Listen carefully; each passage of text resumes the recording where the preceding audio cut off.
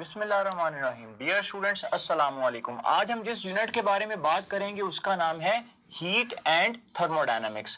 अब heat and thermodynamics के अंदर जो हमें पहला टॉपिक यूएचएस डिफाइन करता है उसका नाम है basic postulate of kinetic molecular theory.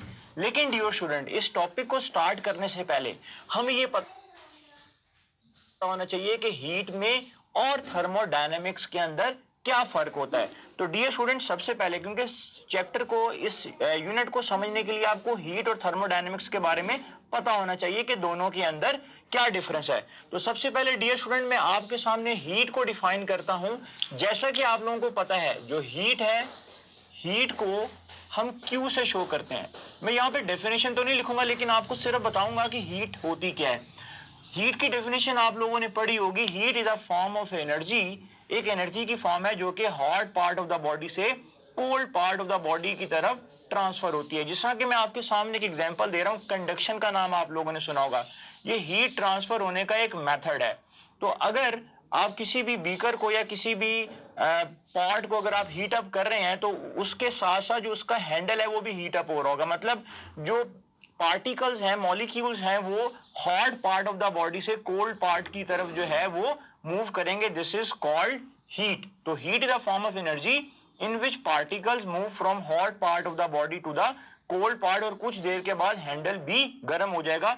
तो हीट ट्रांसफर होने के तीन मेथड है। एक का नाम, मैं एक की फिगर आपके सामने आ रही, कंडक्शन, और ये कन्वेक्शन वाला मेथड है। जिस तरह के अक्सर आप पंखा चलाते हैं और एयर पार्टिकल्स आप तक हवा लेके आते हैं, ये भी हीट ट्रांसफर का एक मेथड है जिसको आप कन्वेक्शन बोलते हैं। और एक मेथड है रेडिएशन। सूरज की जो हीट है, बेसिकली जो सूरज लाइट का भी सोर्स है और हीट का भी सोर्स है, तो इसकी हीट हम तक आती है विदाउट एनी मीडियम। तो रेडिएशन भी हीट ट्रांसफर होने का एक सोर्स है। लेकिन हमने इन तीनों के बारे में नहीं जानना, हमें सिर्फ ये पता होना चाहिए कि जो हीट है वो क्या है।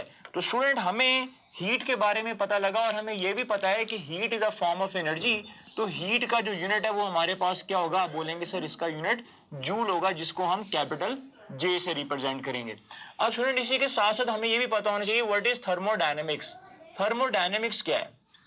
अगर आपको याद हो तो थर्मो से थर्मल, हीट, थर्मोडायनेमिक्स। तो स्टूडेंट, थर्मोडायनेमिक्स के बारे में मैंने आपको यूनिट 1 में बताया था। थर्मोडायनेमिक्स हमारे पास फिजिक्स की एक ब्रांच है जो हमें यह बताती है कि how heat energy, thermodynamics physics की एक ब्रांच है जो हमें यह बताती है कि how heat energy is convert into other forms of energy, या how heat energy is convert into mechanical energy, के हीट एनर्जी मैकेनिकल एनर्जी के अंदर कैसे कन्वर्ट होती है, ठीक है, या अदर फॉर्म ऑफ एनर्जी में कैसे कन्वर्ट होती है। स्टूडेंट देखें, थर्मोडायनेमिक्स का मतलब है कि how heat energy is converted to mechanical energy. एक गैस मॉलिक्यूल्स, जो एक कंटेनर में अगर गैस मॉलिक्यूल्स हैं तो उसके जो जितने भी मॉलिक्यूल्स हैं वो रैंडम मोशन में है।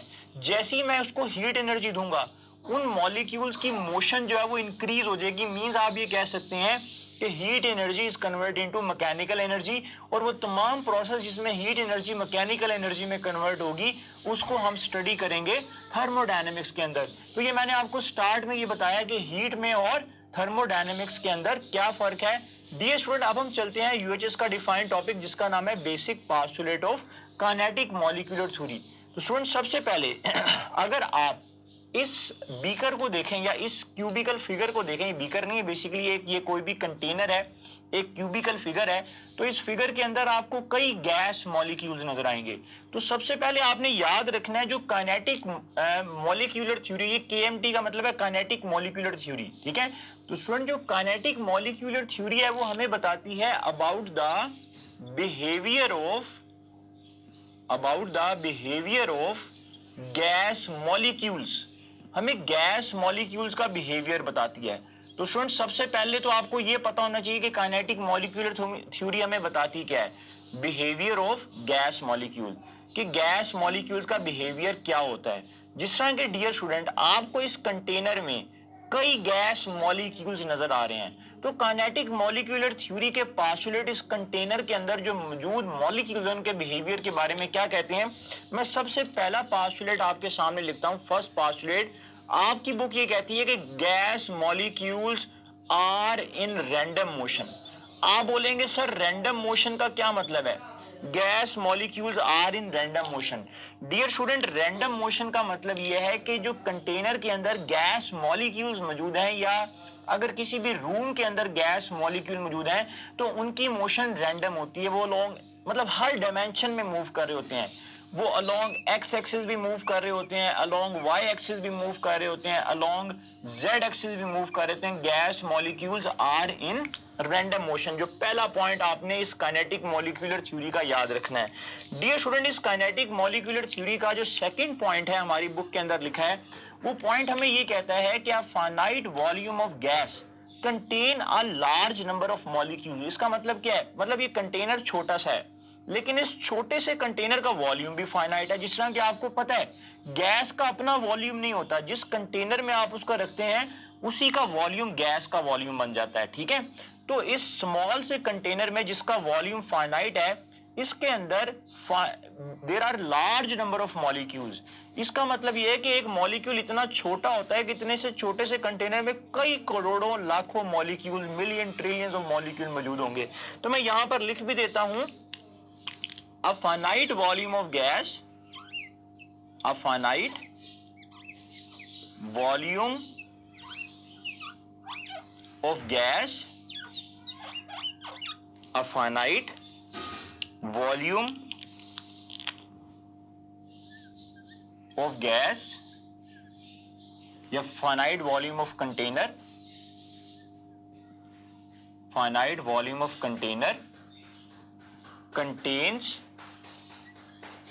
contain large number of molecules, large number of molecules। और ये large number of molecules की रीजन क्या है? डियर स्टूडेंट, जैसा कि मैंने आपको बताया large molecules होने की रीजन ये है कि गैस मॉलिक्यूल बहुत छोटे होते हैं। तो यहां से हमें अगले पास्टुलेट के बारे में पता चला कि एक गैस मॉलिक्यूल बहुत स्मॉल होता है। अ gas molecule is very tiny. इतना छोटा होता है गैस मॉलिक्यूल कि दो गैस मॉलिक्यूल के दरमियान साइज ज्यादा होता है और गैस मॉलिक्यूल का जो अपना मतलब मैं आपकी बुक की लाइन को अगर रिपीट करूं तो मैं ये बोलूंगा the size of a gas molecule is very small as compare to distance between them. आप बोलेंगे क्या मतलब? मतलब दो मॉलिक्यूल्स के दरमियान डिस्टेंस ज्यादा होता है लेकिन एक मॉलिक्यूल का जो साइज है वो उस डिस्टेंस से भी कम होता है। तो मैं यहां पर लिख देता हूं size of a gas molecule, size of a gas molecule is very small, size of a gas molecule is very small। जो एक गैस मॉलिक्यूल है उसका जो साइज है वो बहुत स्मॉल होता है। इतना स्मॉल होता है स्टूडेंट के ये देखें मैं यहां पे लिख भी देता हूं, this x is less than r। आप बोलेंगे सर x में और r में क्या फर्क है? x मॉलिक्यूल का साइज है और r दो मॉलिक्यूल्स के दरमियान डिस्टेंस है। मतलब एक मॉलिक्यूल का साइज इस डिस्टेंस से भी कम होता है। तो यहां से आपको अंदाजा हो जाना चाहिए स्टूडेंट कि गैस मॉलिक्यूल साइज में कितना स्मॉल होता है। इसी के साथ स्टूडेंट हम नेक्स्ट पॉइंट की तरफ चलते हैं। नेक्स्ट पॉइंट हमें ये कहता है कि गैस मॉलिक्यूल जब एक वॉल से टकराएंगे कंटेनर की और टकरा कर जब दूसरी वॉल की तरफ आएंगे तो हमारी बुक ये कहती है कि इनकी कोलिजन परफेक्टली इलास्टिक होती है। परफेक्टली इलास्टिक कोलिजन किसको बोलते हैं? परफेक्टली इलास्टिक कोलिजन अगर आपको यूनिट नंबर 2 याद हो, परफेक्टली इलास्टिक कोलिजन का मतलब है कि काइनेटिक एनर्जी जो है वो 100% कंजर्व रहती है। तो गैस मॉलिक्यूल्स की collision with the wall of container is perfectly elastic और परफेक्टली इलास्टिक कोलिजन में जो काइनेटिक एनर्जी है वो क्या रहेगी? कांस्टेंट। तो आपने इनकी कोलिजन के बारे में ये वाला पॉइंट भी याद रखना है कि गैस मॉलिक्यूल्स की जो वॉल के साथ कोलिजन है वो परफेक्टली इलास्टिक कोलिजन होती है। जितनी एनर्जी के साथ वो टकराएंगे उतनी एनर्जी के साथ वापस भी आएंगे। और लास्ट पॉइंट स्टूडेंट मैं आपको बताता चलूं, हमारी बुक ये कहती है कि gas molecules do not exert force on each other, do not exert force on each other except during collision।